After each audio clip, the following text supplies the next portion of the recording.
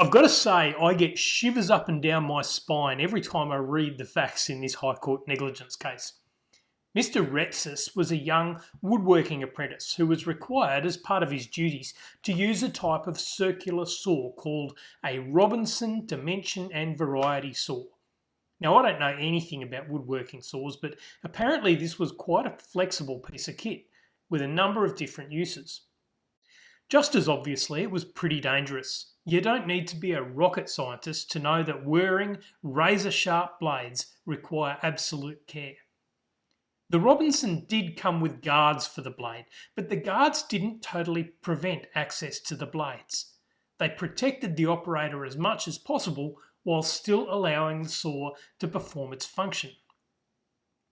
Mr. Retsas, through inattention or some other error, allowed his hand to come into contact with the spinning blades.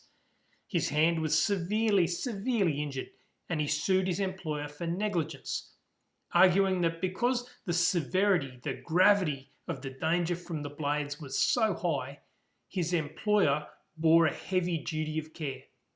He argued that the duty of care was not discharged simply by using the guards which came with the machine.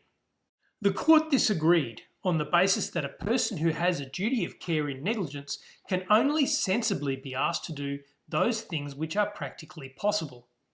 Chief Justice Barwick said, "The common law duty of care does not allow it to be said that there is a breach of duty to take reasonable steps to protect the employee against the risk of harm from the machine where there is no practicable method by which all risk can be eliminated, or indeed where the risk cannot be reduced beyond the point where the use of practical expedients can reduce it."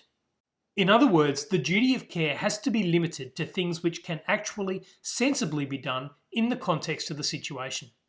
In this case, the risks would be reduced by using the guards which were supplied with the machine and by providing appropriate training in the safe use of the saw. The employer did both of these things, and so, while the injury to Mr. Retsas was no doubt terrible, the employer was not liable in negligence.